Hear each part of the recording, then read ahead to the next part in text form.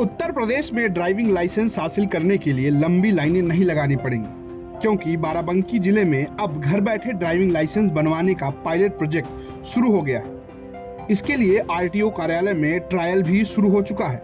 दरअसल शुरुआती 15 दिनों में काम ट्रायल मोड पर ही चलेगा। इसमें अगर कोई गड़बड़ी सामने आती है तो उसमें सुधार किया जाएगा।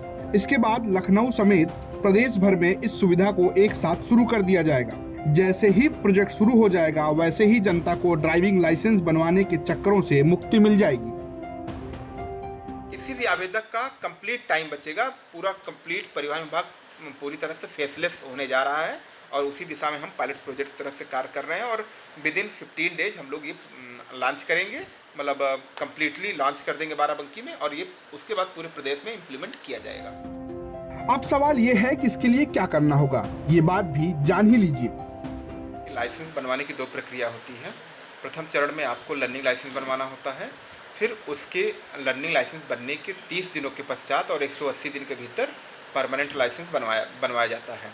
जो प्रथम चरण की प्रक्रिया है लर्निंग लाइसेंस, उसके लिए आज हम लोगों ने बाराबंकी से पायलट प्रोजेक्ट के तौर पर स्टार्टिंग की है, जिसमें आवेदक को जो अभी कार्यालय सिस्टम में जो कार्यालय में आकर के बनवाना था, उसमें 3 प्रक्रियाओं को फॉलो करना पड़ता है। प्रथम चरण में उसको एप्लीकेशन अप्लाई करेगा। अप्लाई करने के बाद आवेदक को कार्यालय आना होता था स्क्रूटनी कराने, अपॉइंटमेंट लेने के पश्चात स्क्रूटनी कराने के लिए कार्यालय आना होता था। तो जो हमारा ये नया फेसलेस सिस्टम शुरू हो रहा, आधार बेस्ड ऑथेंटिकेशन सिस्टम पे होगा ये, जो कि आवेदक जब अप्लाई करेगा तो अपना आधार नंबर डालेगा, उसी आधार नंबर से उसका डेटा उसके पास चला जाएगा पूरा। तो आपको कार्यालय स्क्रूटनी कराने के लिए नहीं आना होगा।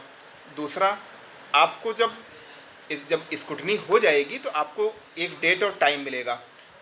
तो आवेदक को अभी जो सिस्टम चल रहा है उसमें उस डेट और टाइम पे कार्यालय पे उपस्थित होना होता था।